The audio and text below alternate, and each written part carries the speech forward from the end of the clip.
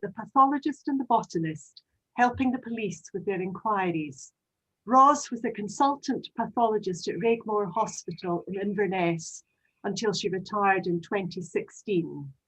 Before I hand over to Ros, just a reminder about our next talk in 2 weeks' time, when we've got Dave Genny and he's going to talk to us about Scottish bryophytes. That's 2 weeks tonight. So I'll just hand over to Ros now and we'll hear her talk. Thank you. Hi, everyone. Thank you for tuning in tonight. And I should apologise for the late cancellation of the slot in January. I'm afraid our computers just wouldn't talk to each other, but Team Audrey eventually solved the problem. So here we are. And now for something completely different. The first slide, please, Audrey. Right. I will just open them up.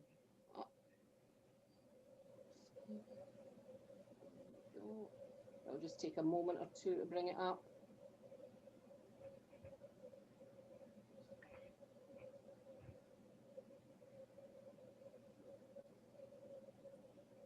And that should be it now. That's us. Yep, we're ready to go. Okay. Well, unfortunately, I can only make claim to one of these titles, and unless we can qualify the botanist with year one trainee. But before launching into the interface of pathology with botany, I'd like to give you a bit more background on what is pathology, what do pathologists do with their time. Most of us are not, in fact, helping the police with their inquiries. That's a relatively small niche part of pathology. Most of us, the next slide, please. Most of us are diagnostic histopathologists. Pathology is the study of disease, and the histo part of it is what we study are tissue samples, as opposed to, for example, blood samples, which is in the realm of the hematologist. And Raigmore would receive something in the order of about 18,000 tissue specimens a year that are processed and presented to the pathologist as microscopic slides, which example of which you can see here.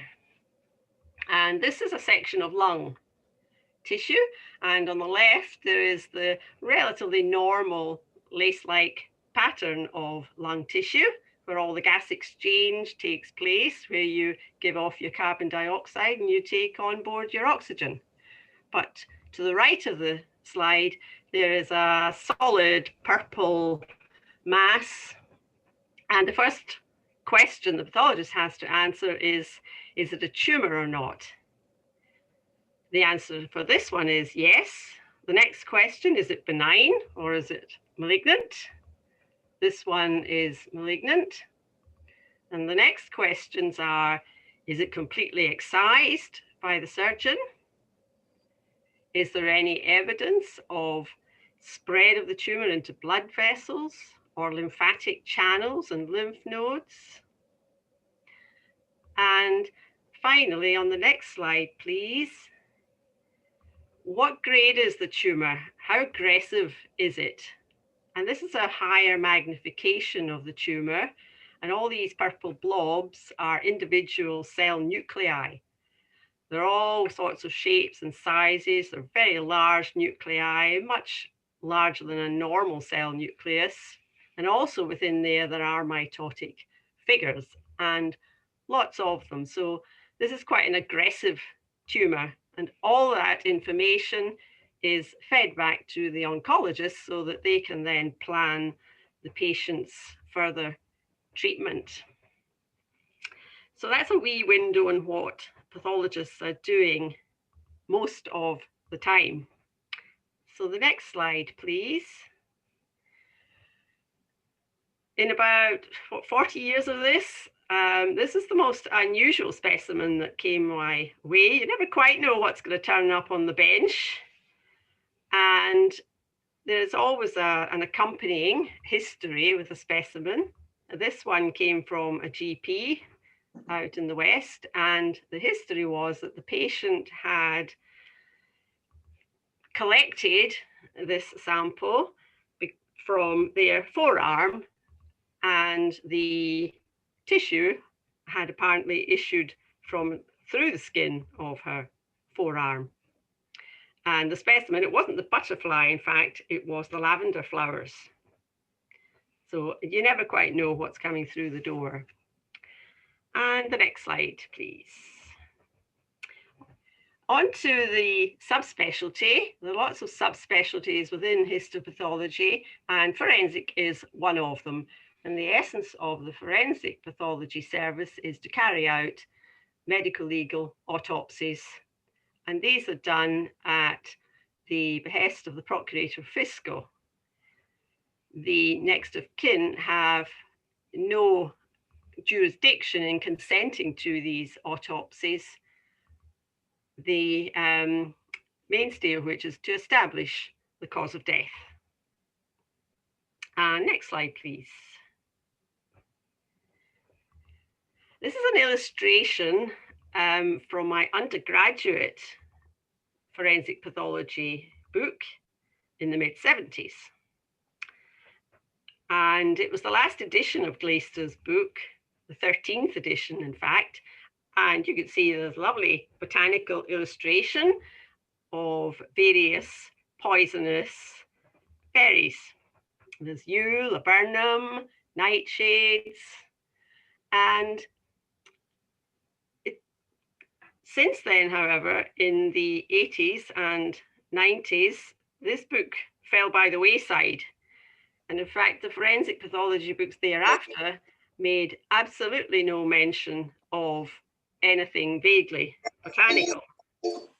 Hello?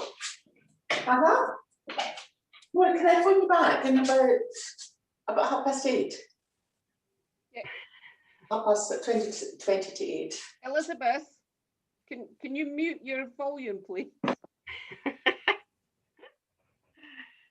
Okay. A little diversion there, not to worry.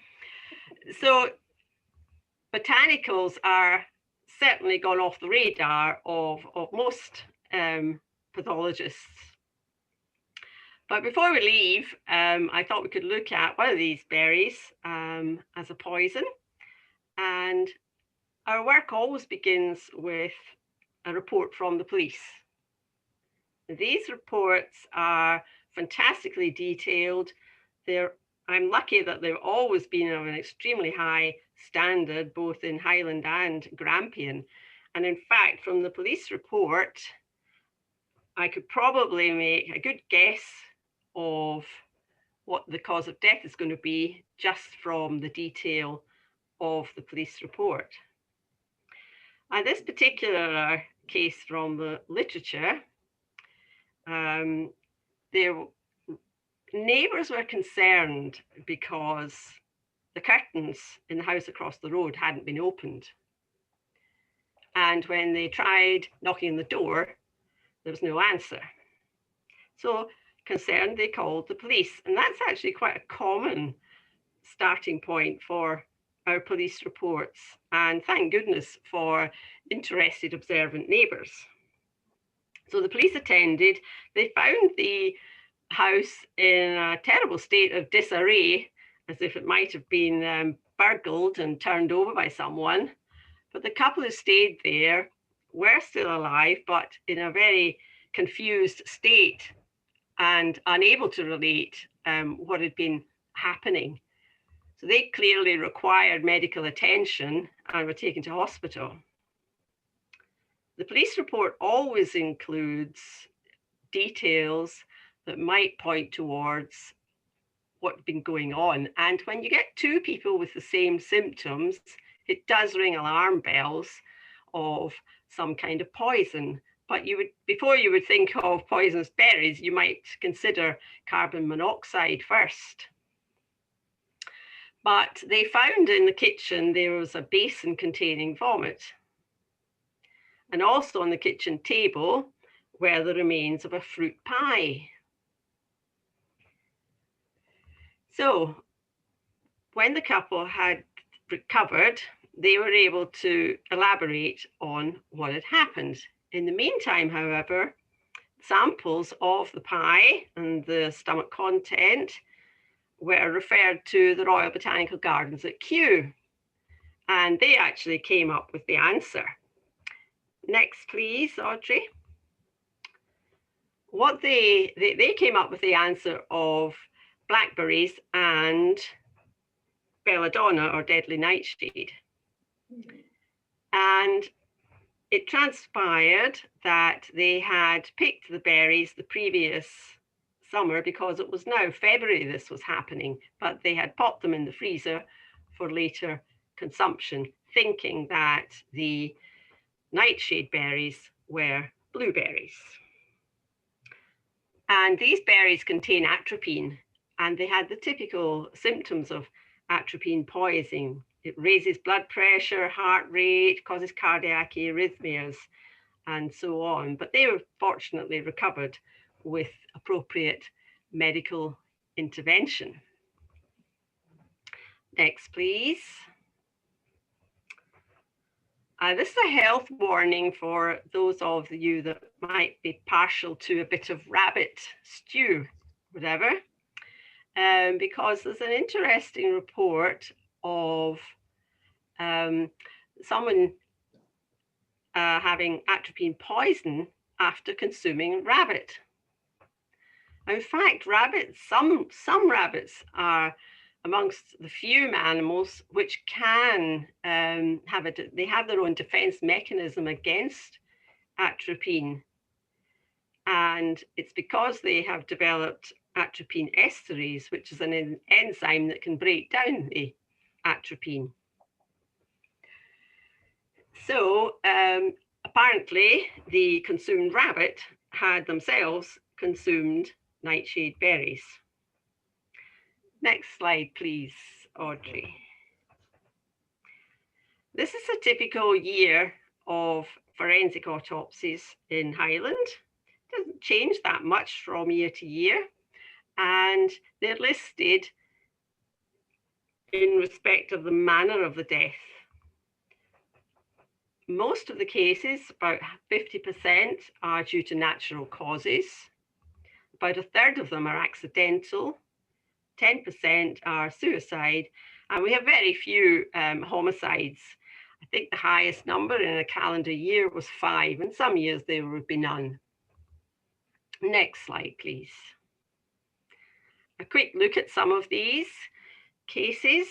The natural causes, about half of them are cardiac deaths, and the majority of these are due to ischemic heart disease.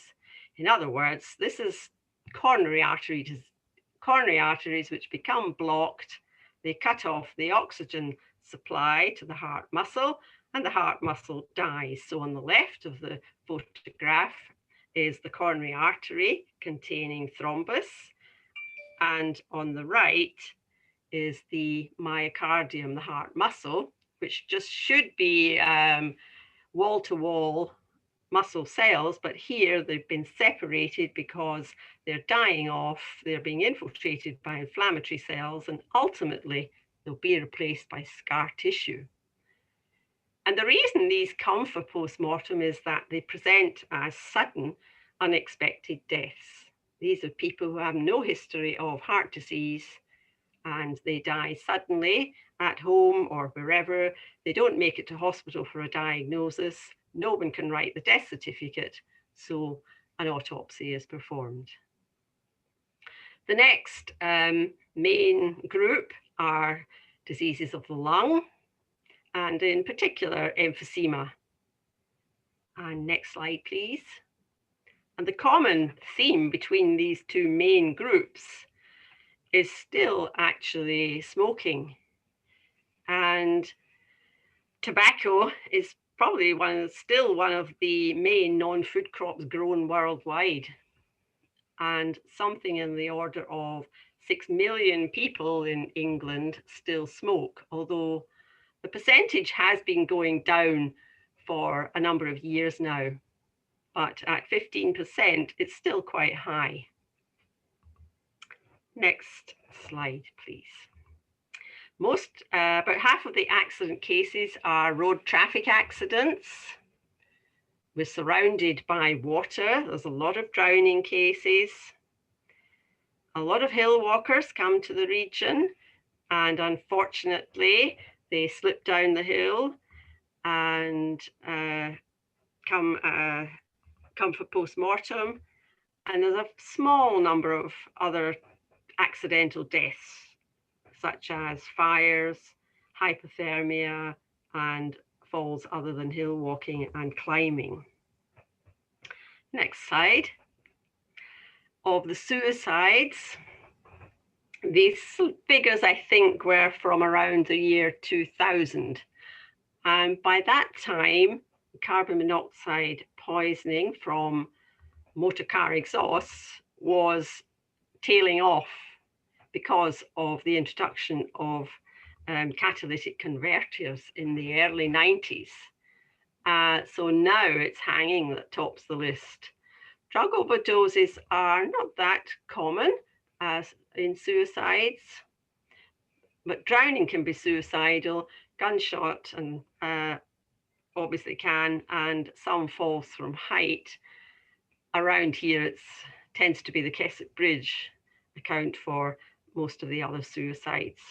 And always the ratio is strongly towards males over females, and particularly young men. And the next one, the homicides. Most of these are either cases of stabbing or blunt force trauma, which means they have been kicked, punched, stamped on, or hit with some kind of blunt object. Occasionally there are smotherings or strangulations or firearms. Next, please. This is a headline from one of the newspapers a month or two back, Our Nation's Deadly Disgrace, and it's referring to the fact that in the year 2019, there were over 1,200 deaths in Scotland due to drugs of abuse, overdoses. And that was the highest level in Europe and 3 times the numbers of the rest of the UK nations. And that's in spite of a vast amount of money, something like £900 million, having been spent in the previous decade in trying to turn the tide on drug addiction, which really took off in the 1980s. And here you can see a photograph of the opium poppies. Next slide, please. My first intravenous heroin death in Highland was in 1991. And then there were none for a few years, in fact. And throughout the 90s, there were only 7. From the millennium in the next decade, that number had shot up to 48. And in the next decade, remembering that I retired in 2016, so it's just over half a decade, had gone up again to 61. And the next column shows the breakdown that most of these involve heroin. But on the right side, there are the numbers for methadone. A methadone program was introduced to try and wean people off heroin in the belief that it was less addictive and safer. Well, that clearly didn't work. As you could see, it then became itself a cause of death. And the next slide, please. This is the traditional way of obtaining the opium by making a slit in the capsule and collecting the latex as it oozes out. The actual opium poppy contains morphine and codeine. And heroin is a synthetically altered morphine. It's diamorphine, and again, in the hope that it would be safer than the morphine itself and less addictive. And the opposite happened, of course. Morphine is derived from Morpheus, the god of dreams.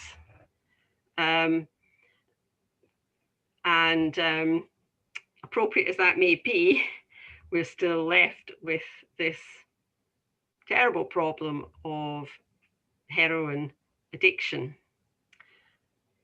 In addition to the heroin, a lot of these cases have other drugs. When you do the toxicological analysis, they might have Valium as common, amphetamines,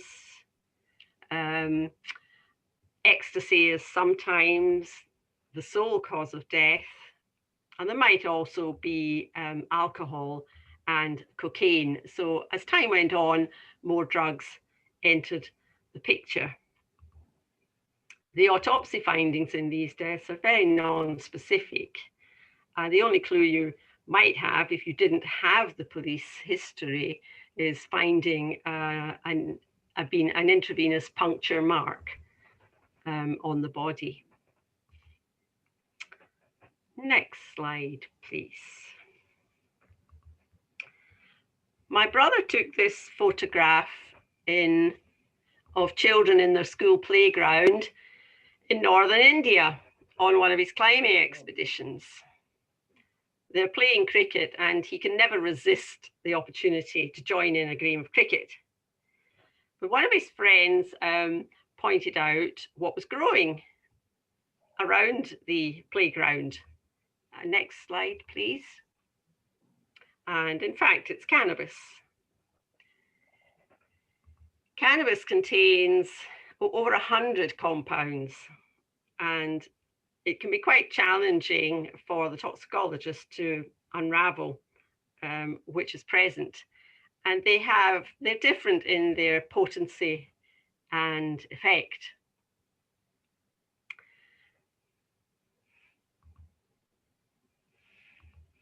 Again, the problem with cannabis are the side effects, which include depression, anxiety, and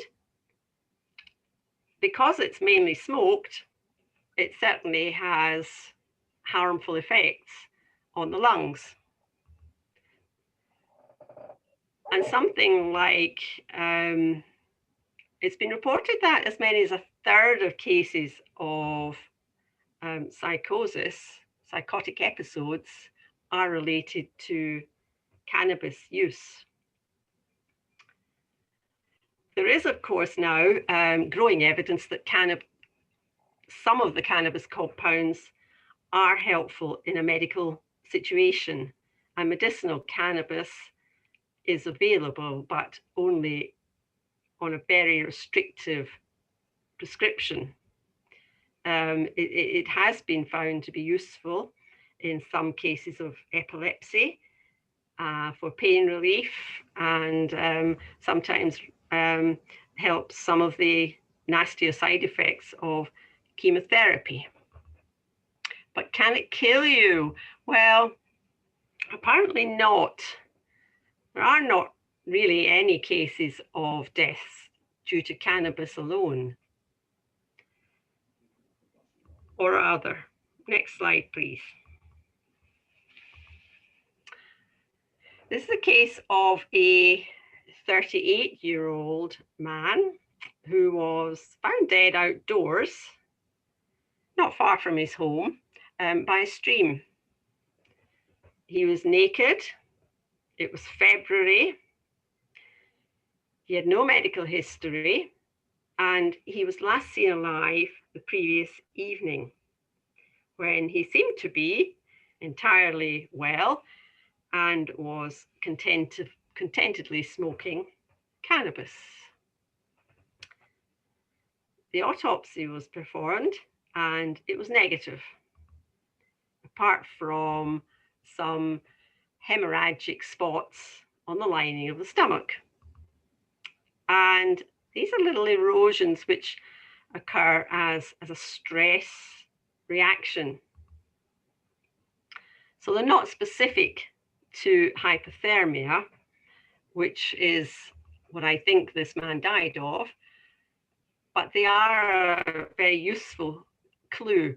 And when all the other circumstances come together and you've excluded all other causes of death, then it's perfectly reasonable to conclude hypothermia as the cause of death. The toxicology did reveal the presence of cannabinoids in his urine.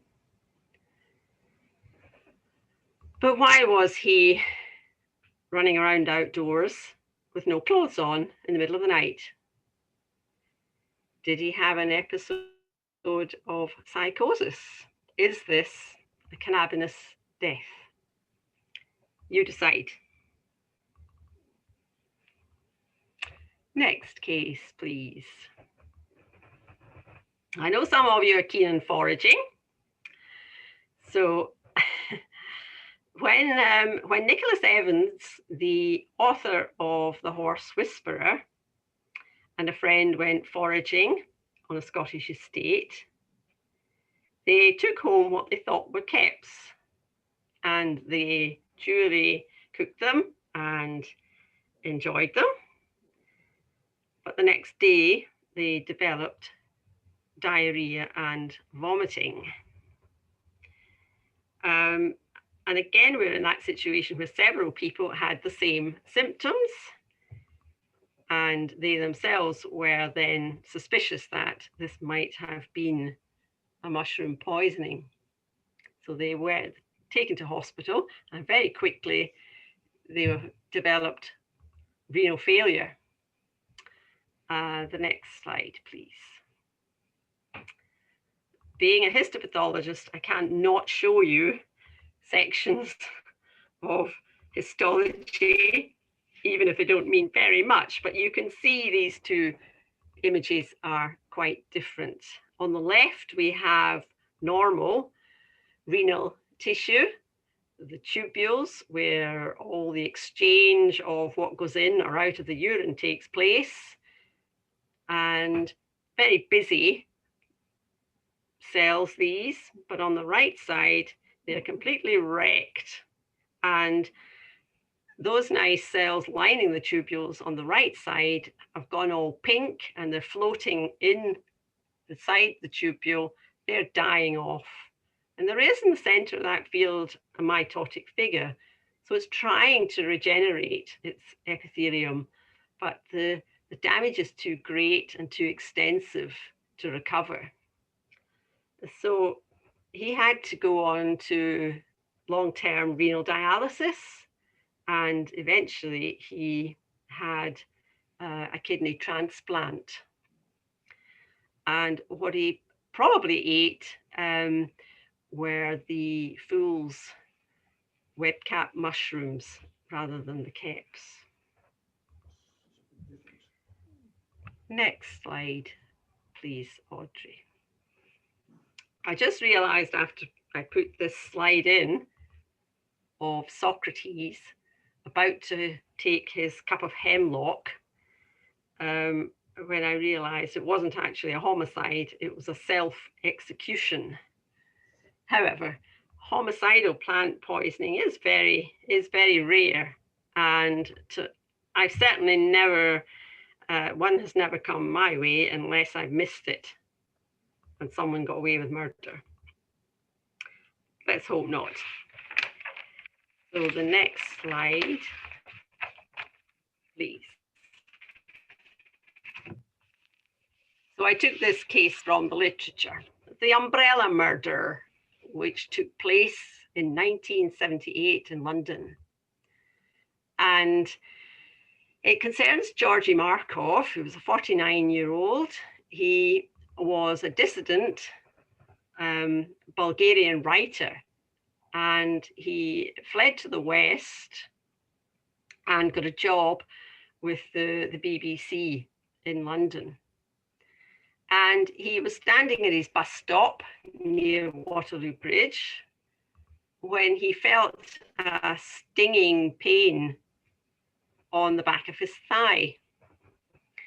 And he turned round and noticed a man running away with an umbrella and running off to an awaiting taxi. So he went off to work, but he felt uneasy about the whole episode.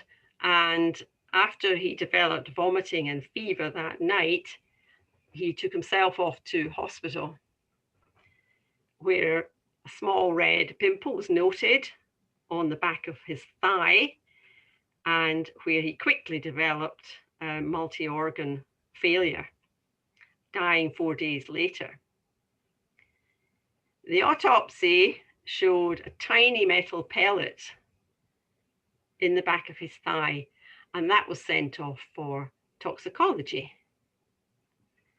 And what did they find? Next, please. They found ricin, which originates from the castor oil plant. And I'm trying to remember what it does. I think it interferes with ribosomal at cellular level, and that's why death occurs quickly, and there is no antidote. For most of these poisons, there is no antidote. It's a question of trying to keep the person alive with supportive measures and hoping that the body will eventually recover itself. Now the next slide, please. Well, if there's one thing that makes me want to shout at the television, it's when the pathologist comes along to the scene of a crime, examines the body and says, oh, well, the death took place between midnight and 1 a.m. in the morning. No, it didn't. You can't say that. One of the hardest things actually we have to do is try and estimate the time interval between someone dying and being examined. It's very difficult because there are so many variables.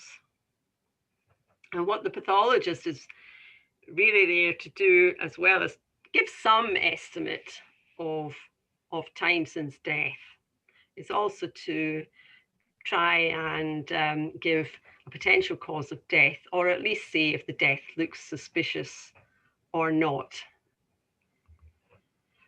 But there is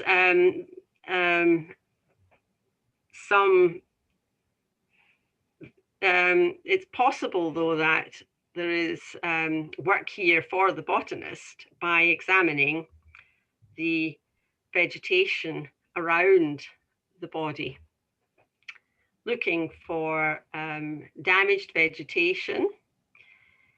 Is there a route in and a different route out?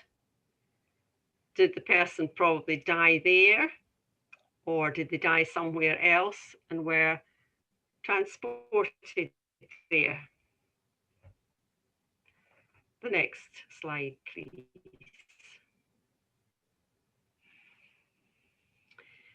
The police actually are trained to do a lot of that type of examination, the SOCOs, the scene of crimes officers. But in this photograph here of undergrowth with a tangle of brambles, this is the kind of scenario, if there was a body embedded in all of this, that botanical expertise could actually give a lot of useful information, because they can examine the growth of the bramble, the new shoots, the old shoots, and determine if the body is beneath all of that, then it must have been lying there long enough for new growth to take place and the previous year's growth to wither. So there's certainly a role at the crime scene for the botanist.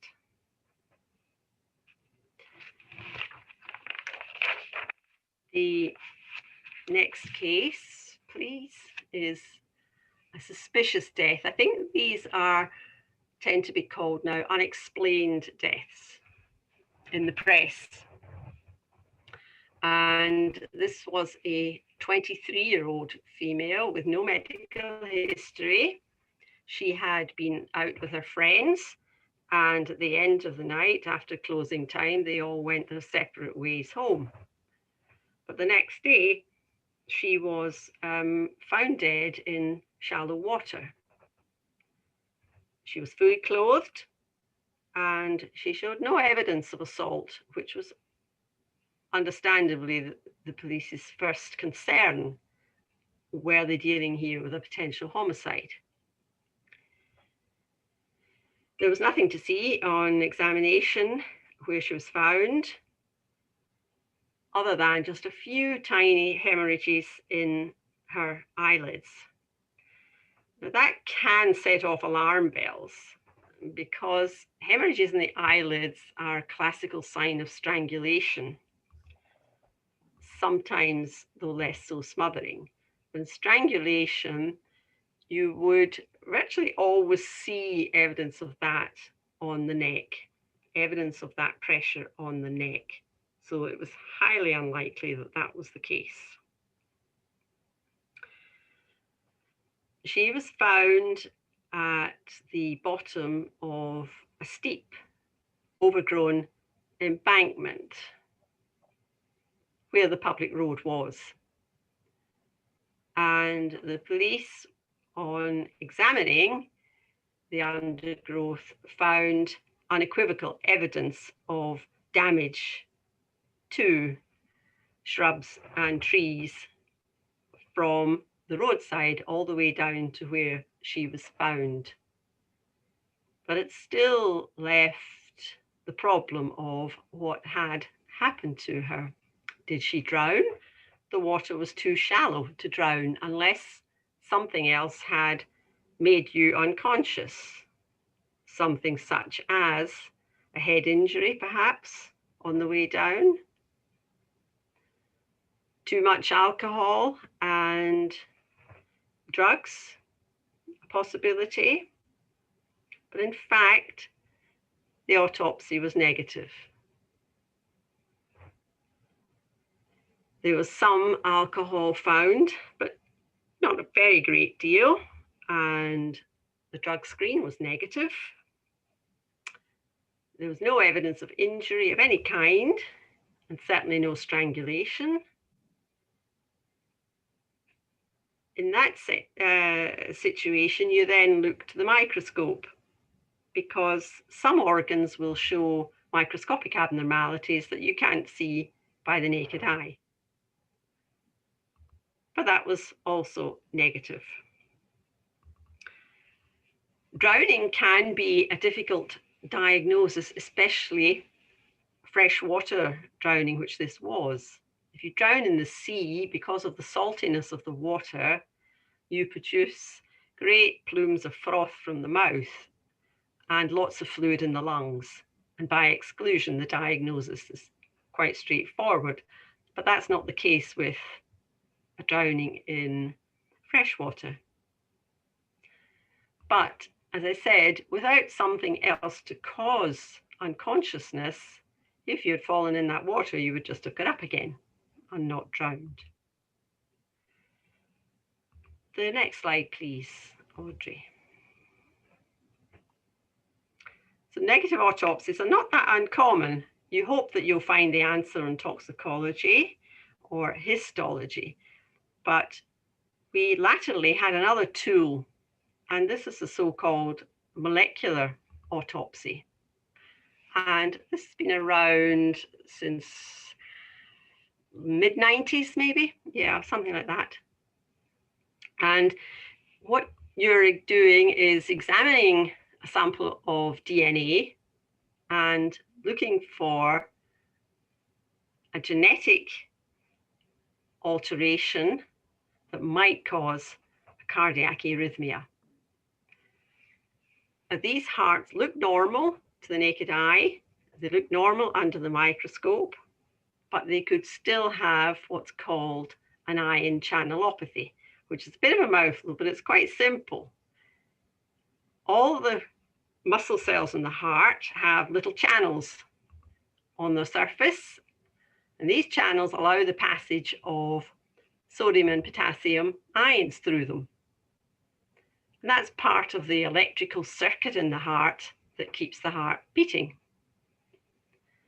They're genetically controlled, these channels. And if you have an abnormal gene, then you can have a channelopathy. And these channelopathies cause abnormal heart rhythms. And in this case, such a channelopathy was found. They're quite often found, I'm saying quite often, but they're not that common. And that's because we're only just recognizing their possibility. They can occur in people who are asleep, or they can occur during or after exercise, depending on which channelopathy it is. And as time goes on, I think more and more will be discovered. Now, the next slide, please.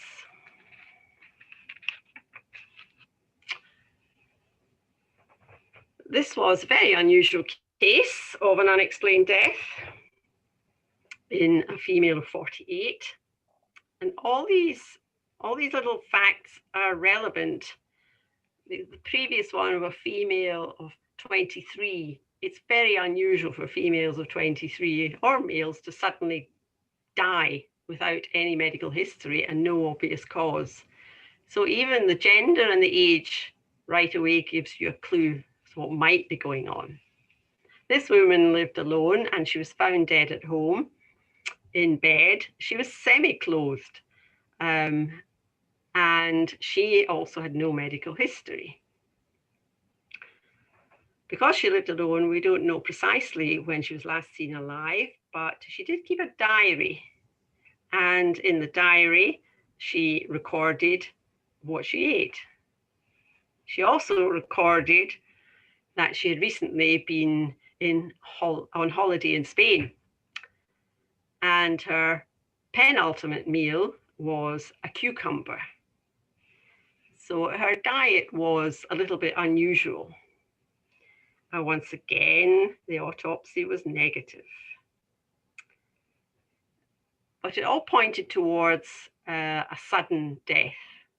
There are certain features which make us think, well, this was a sudden death, and this was a death which was probably prolonged in coma for several hours. And because of the diary, we actually got the heads up on this before we did the autopsy. I'm not sure if we would have got the cause had we not. Interesting question. So the toxicology was performed. Anybody like to guess what poison causes a sudden death? And what might she have collected in Spain and eaten before her sudden death?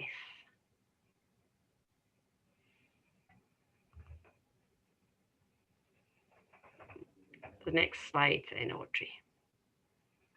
She had eaten bitter almonds that she had collected when she was on holiday in Spain, and some were present in a jar in the kitchen.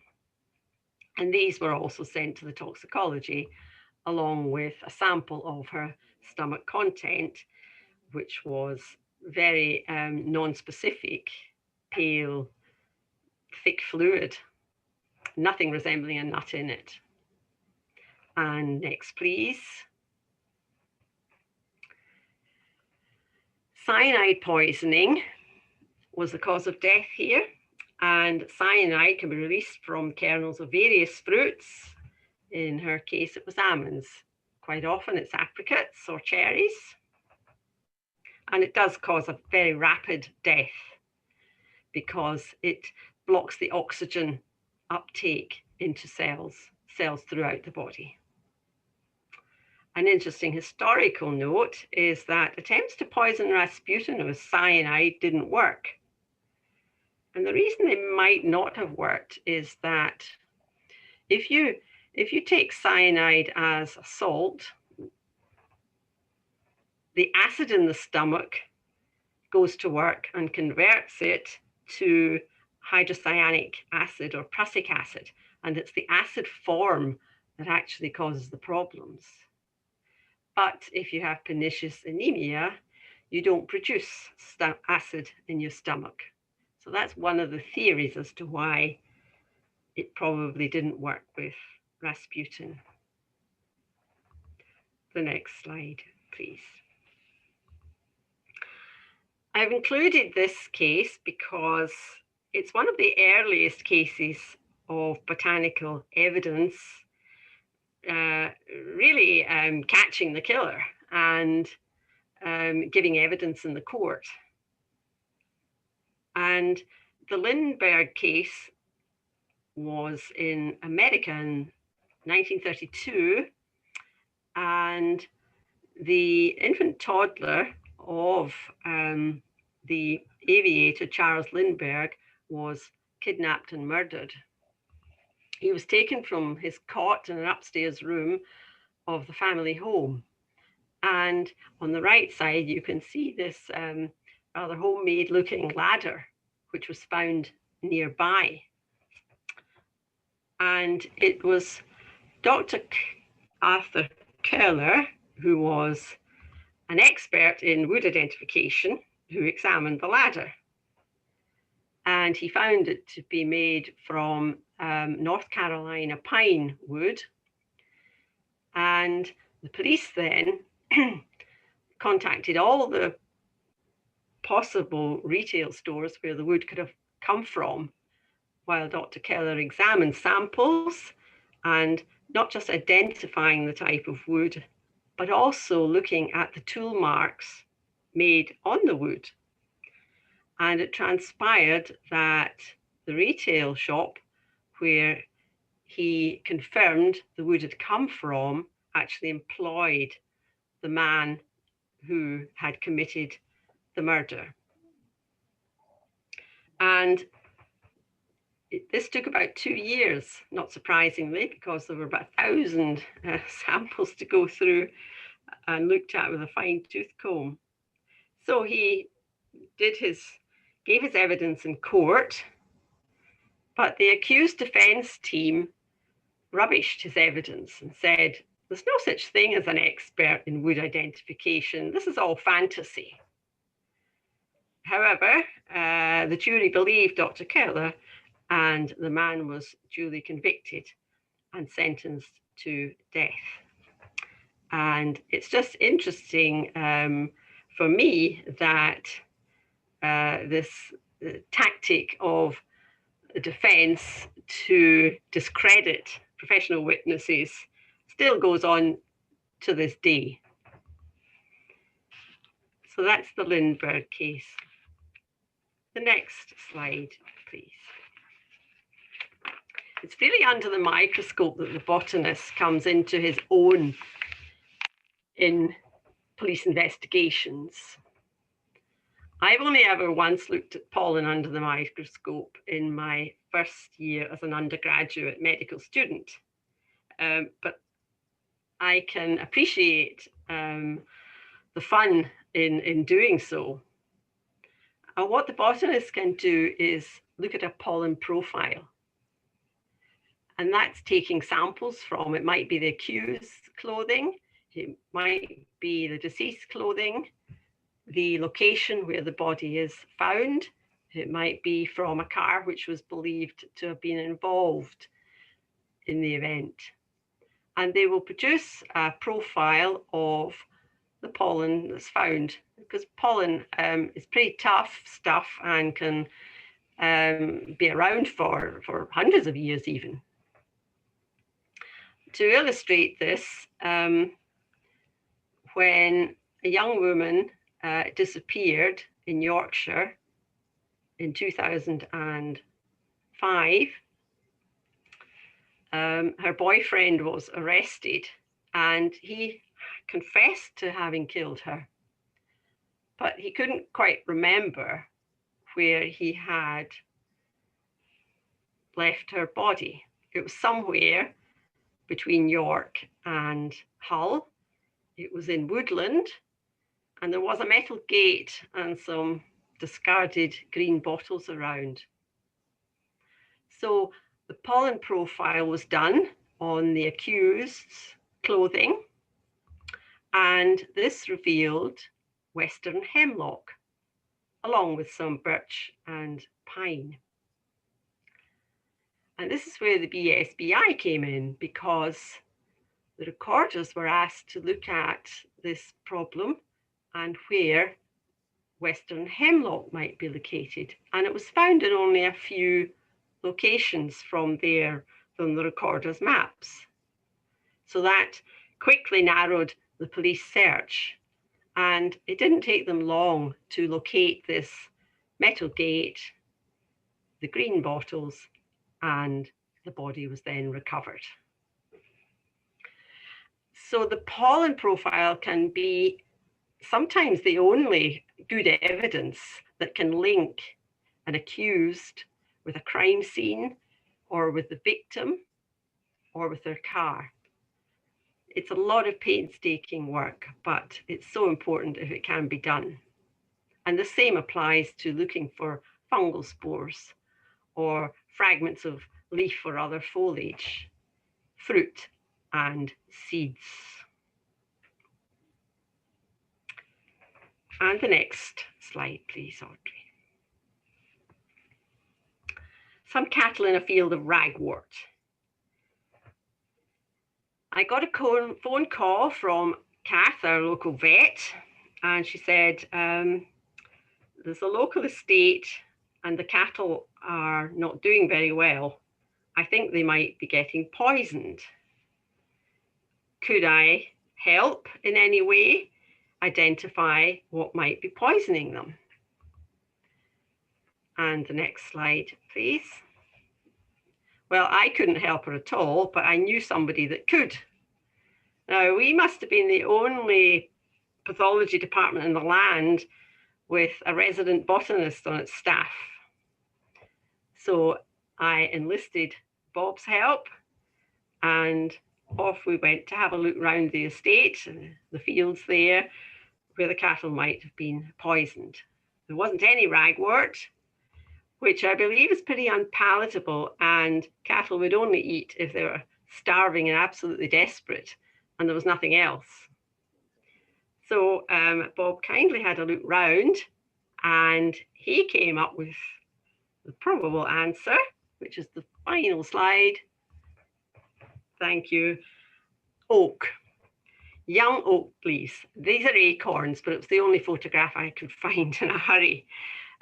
This was earlier in the summer, of course, and young oak leaves and flowers have lots of tannins, and this is what was causing the problem. It produces particularly alimentary tract problems of diarrhea or constipation and vomiting.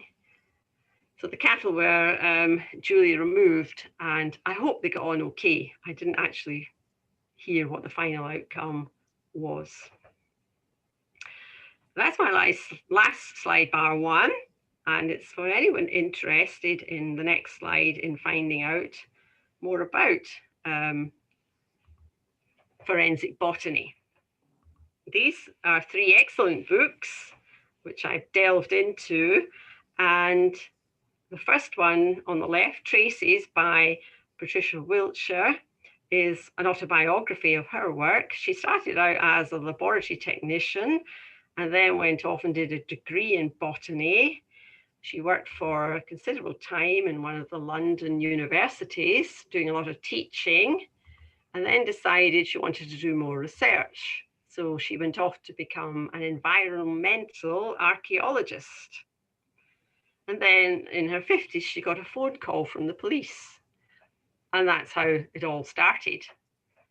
So that's a very good read. And there's a lovely photograph of her in it at her piano with her Burmese cat, Mickey. The middle book, Murder Most Florid by Mark Spencer, is less autobiography, but full of interesting cases and the work that he's done over the years. He is a curator in the herbarium in the Natural History Museum, and it's a nice sort of chatty style of writing. And the third book, Plants That Kill, this is more a coffee table type book. It's I think it's North American, and it's beautifully illustrated. It is much more physiological and pathological in identifying plants and the substances within them and how they produce the poisonous effects. It's beautifully illustrated. So those three I can certainly recommend. Finally, I would just like to acknowledge the help received by my, on the last slide, my friend and former colleague Rashmi for the histology slides, Audrey, without whose help this would never have come to fruition, and members of the IBG who have been so kind to share their knowledge with a year one trainee and try and educate me on all things botanical. Thank you all. I'm happy to take any questions.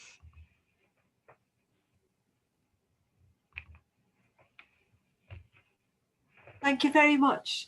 That was just wonderful, Ros. I think we all thoroughly enjoyed it, and we've learned lots. Can I just ask one quick question?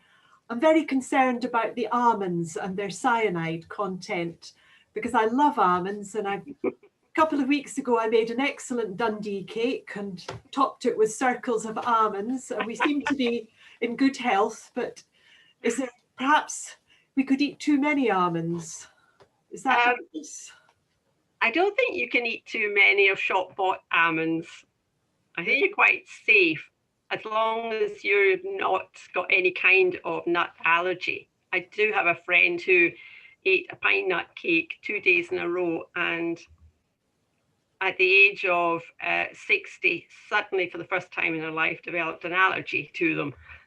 So everything in moderation. I'm sure you'll be quite safe. Thank you. Any other questions for Ros?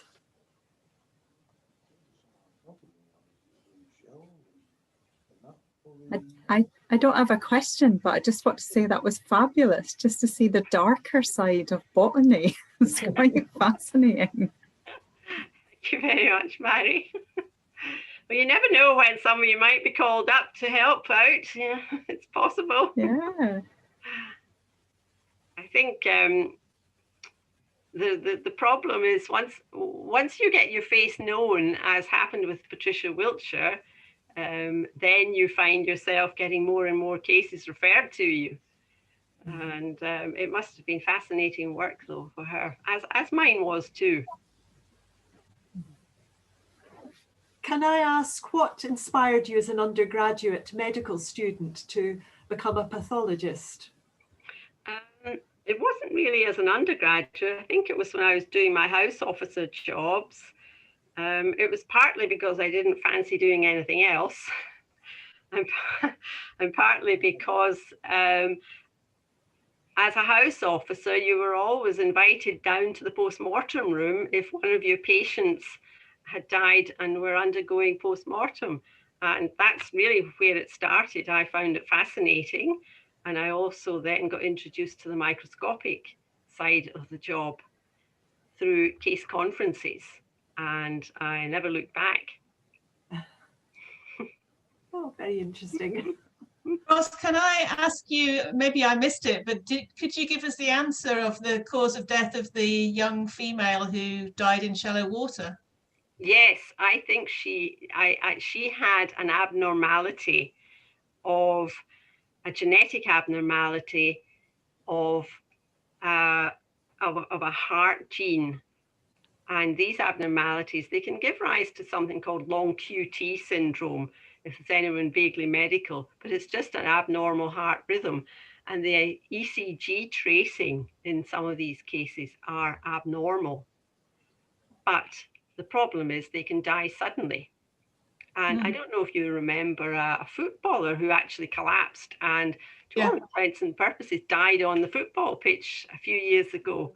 But fortunately, there was a cardiologist in the spectating and was able to revive him. And that's the kind of way a lot of these young people, and they're usually young people, present. So it's a genetic abnormality that they're born with. And because of advances in genetics, we're now able to diagnose these, and 20 years ago we weren't. These would just have been unexplained deaths, never ascertained. And I can think of some actually that might have been this. Okay, thanks. I enjoyed your talk, really interesting. Thank you. Bob, have you a question? Would it be possible to screen for these channelopathies? Yes, I mean, certainly.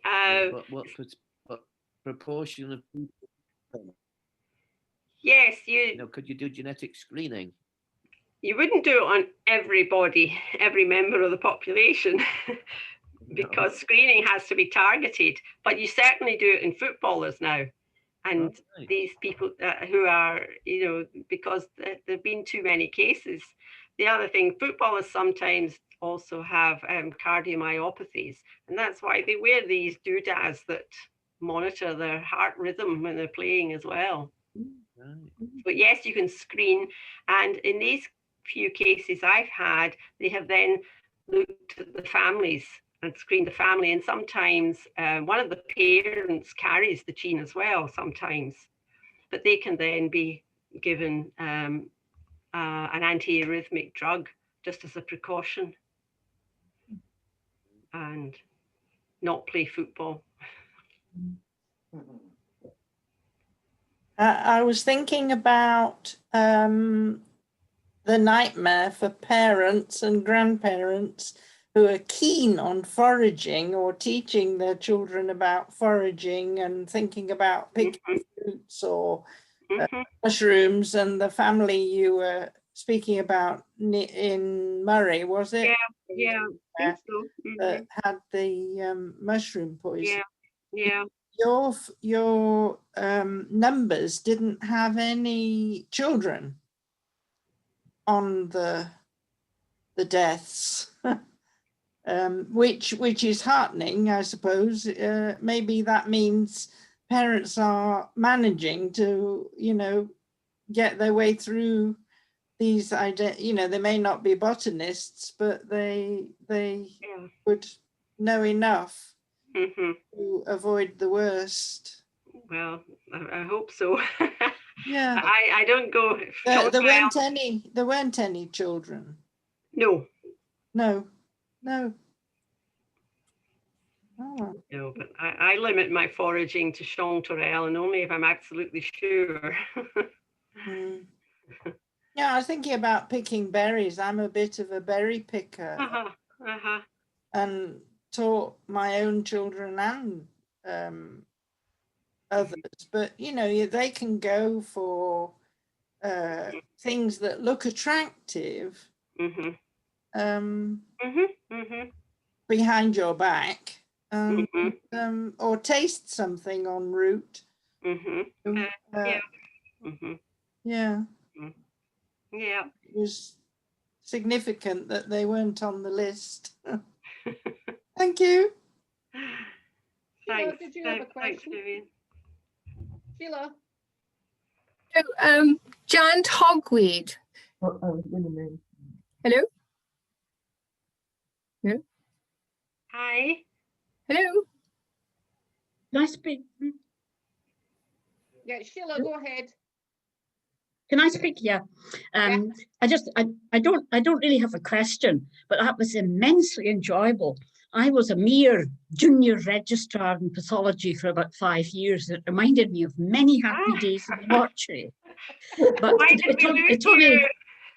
it only reminds me of two particular cases when I was a houseman. One was an elderly couple who came in with poisoning.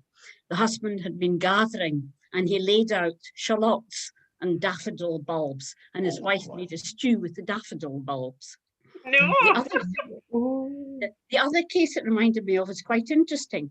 I remember doing as a case, demonstrating others, 28, 30-year-old woman who had sudden death. No explanation, her cardiac, her arteries and all the rest of it, everything was normal. No explanation. But this is a way back in the 1960s. So. That's interesting, isn't it? Yes, yeah.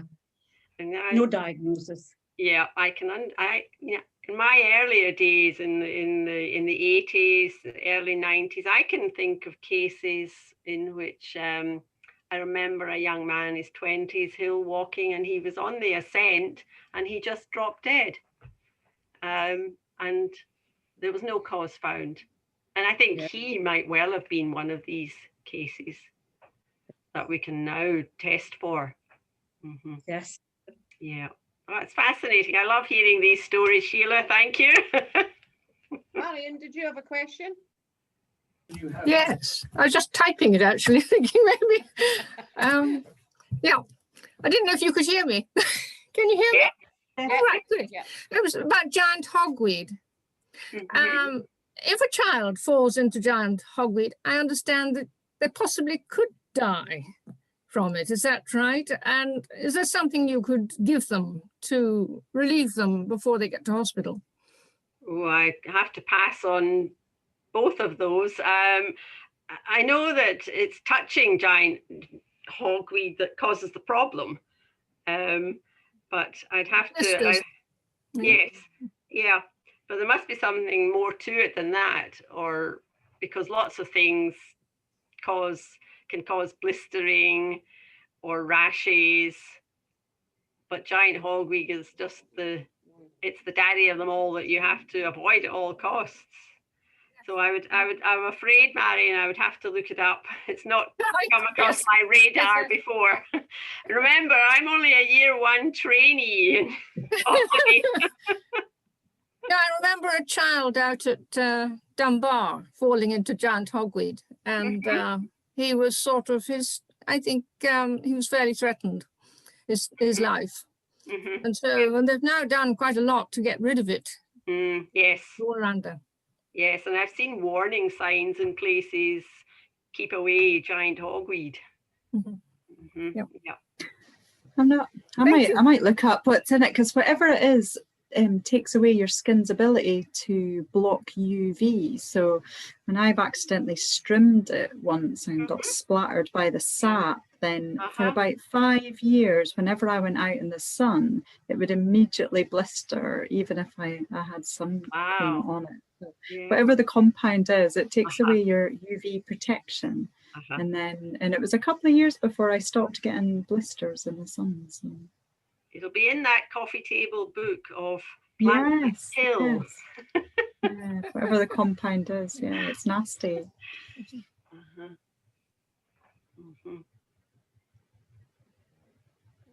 I think we need a field trip of just like poisonous plants and plants with interesting properties. Yes, well, so there's lots of lovely anecdotes in that book. There's one about the case of the deadly curry, and Mark Spencer's book has one chapter headed "The Case of the Scabby Ankle." Now, if that doesn't draw you in, I don't know what would.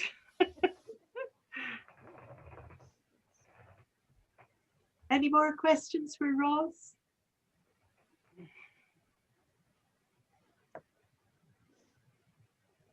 And there's no more questions. I'd just like to say a huge thank you, Ros. That was fascinating.